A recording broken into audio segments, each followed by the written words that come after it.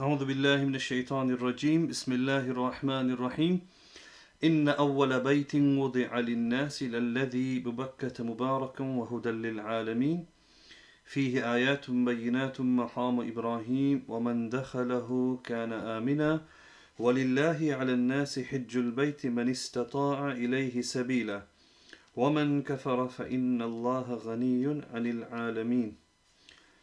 Allah subhanahu wa ta'ala says in the Quran, verily the first house for worship appointed for mankind was at Bakkah, which is another name for Makkah, full of blessings and guidance for mankind and jinn al-alamin.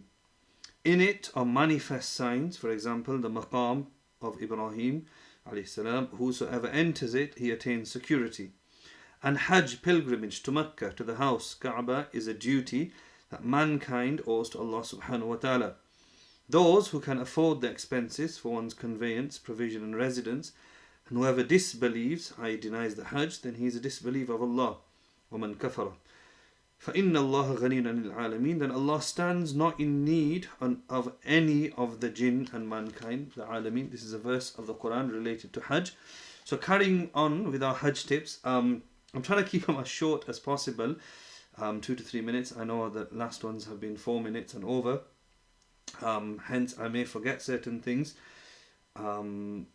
So from the tour agent, there's a few things I should mention, some questions which are relevant, that ask your tour agent if you're going with a group, and if you're not going with a group, and then when you book online, these are the things you need to consider. How far is the hotel from the masjid, Masjid al-Haram in Makkah and Masjid al-Nabawi sallallahu alaihi wasallam in Medina? Are there any hills? Are there any steps to climb to get to the building, particularly for the old and elderly? How many people will share a room? Usually the pricing is based on that. Are men and women separate? Usually it is. I have heard sometimes it may be through choice, men and women are sharing like a large room. How many bathrooms per room? How many elevators are there? And that's an important one, I can say, from my last journey this Ramadan 2022. Elevators was a good problem. We had good hotels, alhamdulillah, very close to the haram, but elevators was an issue. On which floor will you be, and how many rooms per floor are there? Is the hotel located on a busy or main street? Does the room have refrigerators, air conditioning, etc.? Any windows? And do they open? Sometimes they have windows that don't open, believe it or not. Do people speak English? The receptionists, the hotel managers, do they have a cleaning service, and how often will they clean? Do they provide laundry facilities as well? Is it paid for? Is it included in the package? Is food included? And is it lunch and dinner? What type of food?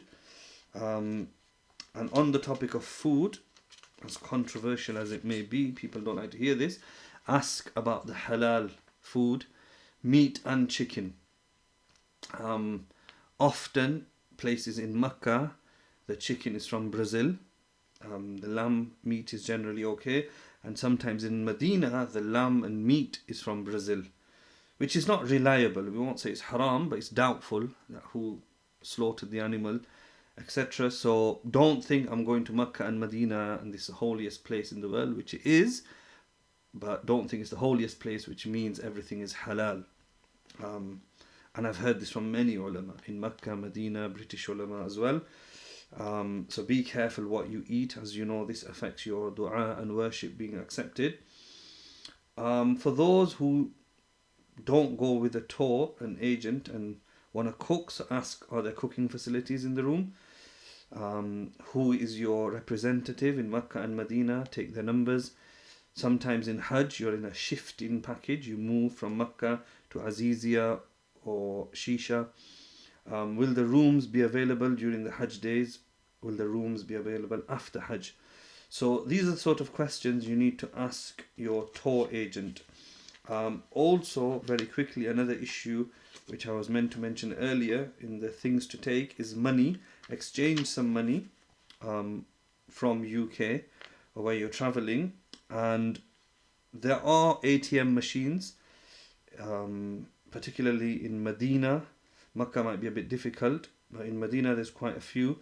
And also you can get cards which you can register for, Starling card, Monzo card, and you basically transfer money to these cards and you can use them in Mecca and Medina, but you can't use them everywhere. So you can't use them for taxi fares. Not all shops will accept them, but also you can use your Visa and debit card, particularly shopping, dates, abayas, jabbas and things will accept that.